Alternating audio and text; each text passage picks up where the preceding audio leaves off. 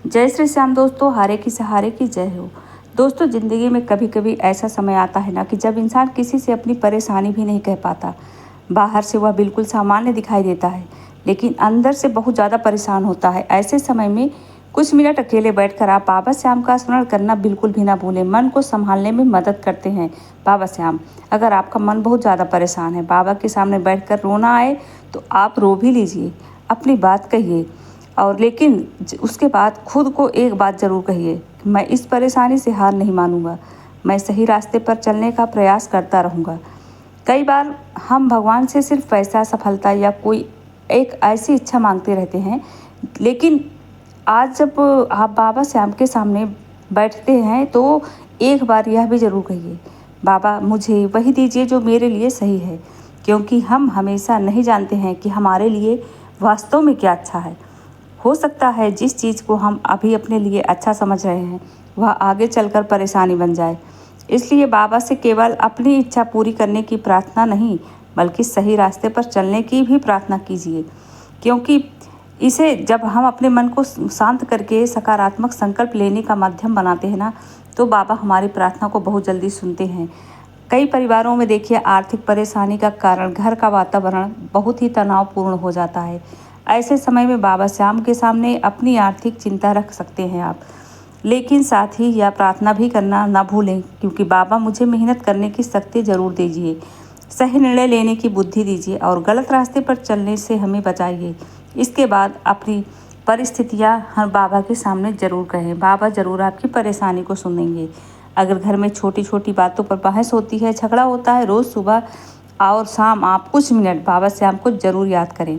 उस समय किसी दूसरे व्यक्ति की शिकायत कभी ना करें, सिर्फ अपनी मनोकामना, अपनी इच्छा, अपनी परेशानी बाबा के सामने कहें।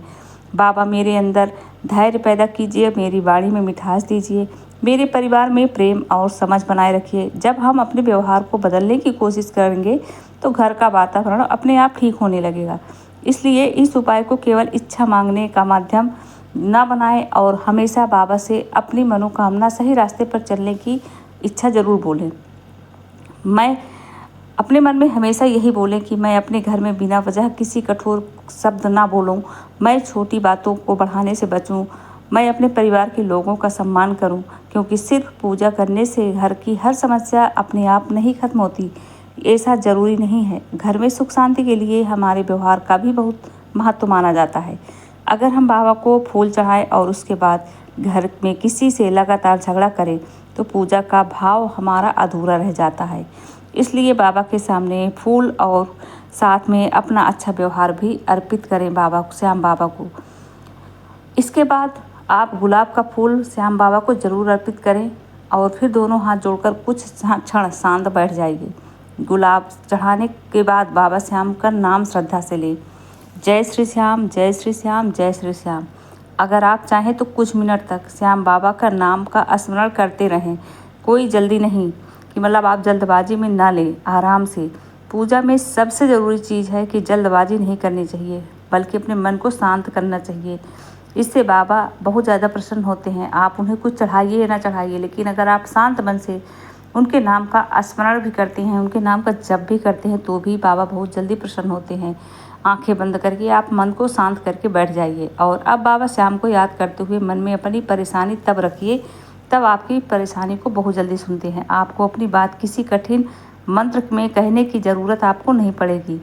बस आपको अपने शब्दों से बाबा को कहना है, हे बाबा श्याम, आप मेरे मन की बात जानते हैं, मेरे घर में सुख शांति बनाए रखिए, मेरे परिवार के लोगों के बीच प्रेम और समझ बढ़ाइए, मुझे कठिन परिस्थिति में धैर्य दीजिए और मुझे सही रास्ते पर चलने की बुद्धि दीजिए।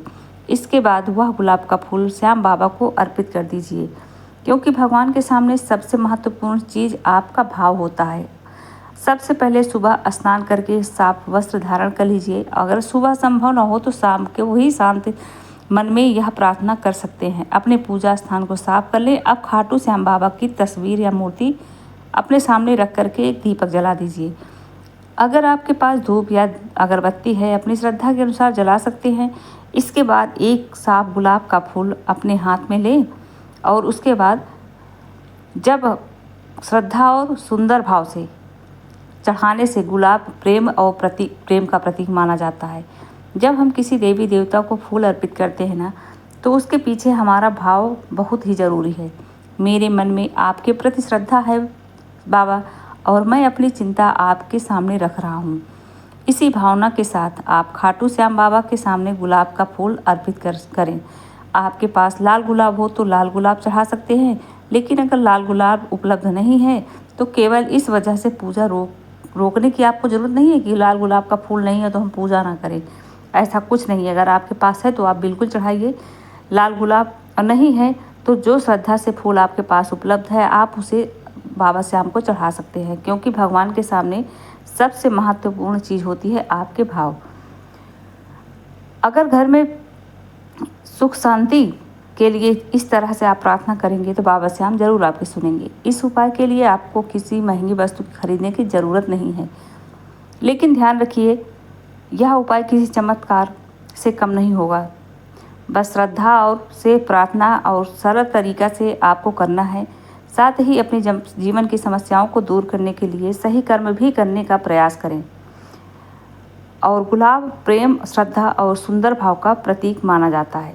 दोस्तों, आज के इस वीडियो में मैंने हम सभी को बताया कि खाटू श्याम बाबा को श्रद्धा से गुलाब का फूल प्रतिदिन अर्पित करने से, और जब आप गुलाब का फूल प्रतिदिन बाबा को अर्पित करते हैं तो हमारे घर से जो नकारात्मक शक्तियां हैं वो दूर हो जाती हैं और घर में सुख शांति प्रेम सकारात्मक बना रहता है। उपाय से ज़्यादा महत्वपूर्ण आपका विश्वास और आपका सही कर्म और श्रद्धा ज़्यादा मायने रखता है, क्योंकि भाव के बाबा भूखे होते हैं। आप अगर भाव से एक फूल भी चढ़ा देंगे ना तो हारे के सहारे बाबा जो हैं वो अपने भक्तों की मनोकामना जरूर पूरी करते हैं। वीडियो पसंद आए तो लाइक शेयर जरूर।